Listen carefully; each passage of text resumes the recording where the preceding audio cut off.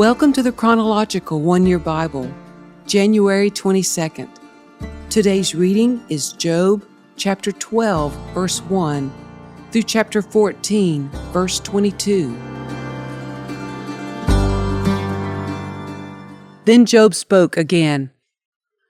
You people really know everything, don't you? And when you die, wisdom will die with you. Well, I know a few things myself, and you're no better than I am. Who doesn't know these things you've been saying? Yet my friends laugh at me, for I call on God and expect an answer. I am a just and blameless man, yet they laugh at me. People who are at ease mock those in trouble. They give a push to people who are stumbling. But robbers are left in peace, and those who provoke God live in safety, though God keeps them in His power.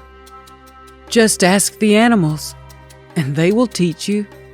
Ask the birds of the sky, and they will tell you. Speak to the earth, and it will instruct you. Let the fish in the sea speak to you, for they all know that my disaster has come from the hand of the Lord. For the life of every living thing is in His hand, and the breath of every human being.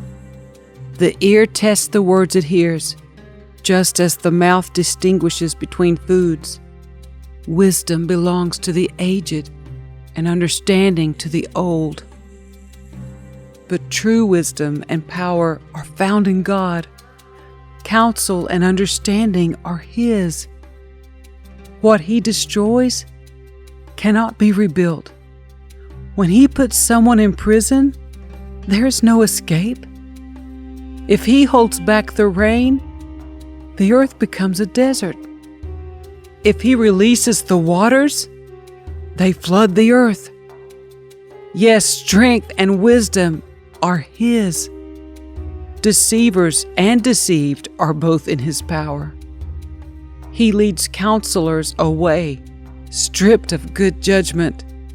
Wise judges become fools. He removes the royal robe of kings. They are led away with ropes around their waist.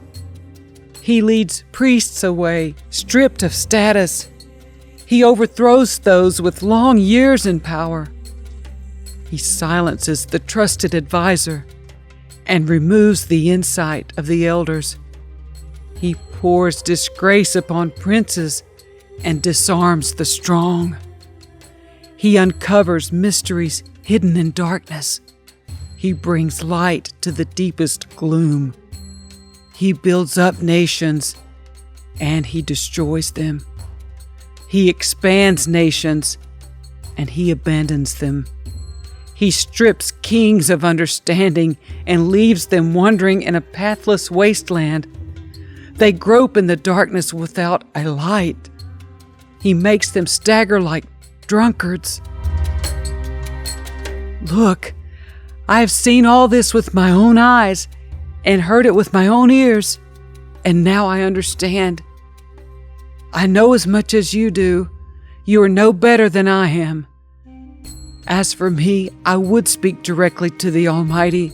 I want to argue my case with God Himself. As for you, you smear me with lies. As physicians, you are worthless quacks. If only you could be silent. That's the wisest thing you could do. Listen to my charge. Pay attention to my arguments. Are you defending God with lies? Do you make your dishonest arguments for His sake? Will you slant your testimony in His favor? Will you argue God's case for Him? What will happen when He finds out what you're doing? Can you fool Him as easily as you fool people? No, you will be in trouble with Him if you secretly slant your testimony in His favor. Doesn't His majesty terrify you? Doesn't your fear of Him overwhelm you? Your platitudes are as valuable as ashes. Your defense is as fragile as a clay pot. Be silent now and leave me alone. Let me speak, and I will face the consequences. Why should I put myself in mortal danger and take my life in my own hands? God might kill me, but I have no other hope. I am going to argue my case with him. But this is what will save me. I am not godless. If I were, I could not stand before him. Listen closely to what I'm about to say. Hear me out. I have prepared my case. I will be proved innocent. Who can argue with me over this? And if you prove me wrong, I will remain silent and die. Oh God, grant me these two things, and then I will be able to face you.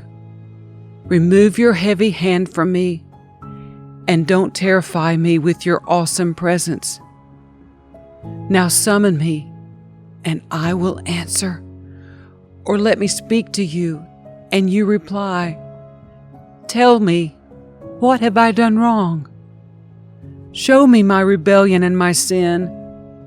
Why do you turn away from me? Why do you treat me as your enemy? Would you terrify a leaf blown by the wind? Would you chase dry straw? You write bitter accusations against me and bring up all the sins of my youth. You put my feet in stocks. You examine all my paths.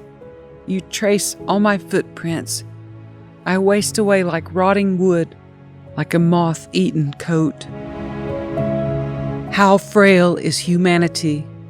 How short is life! How full of trouble! We blossom like a flower and then wither.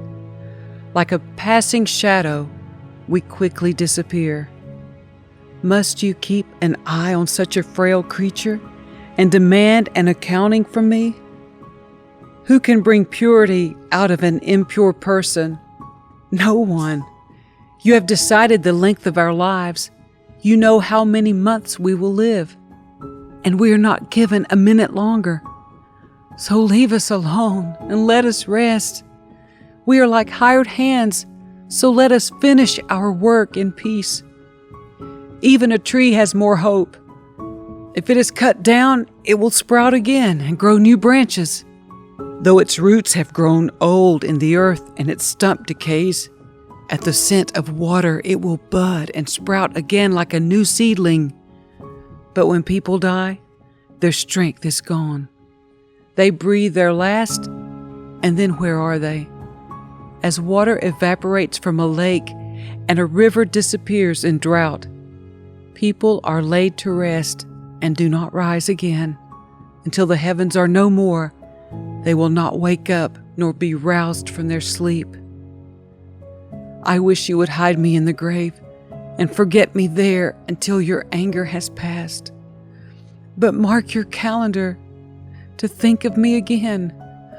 Can the dead live again?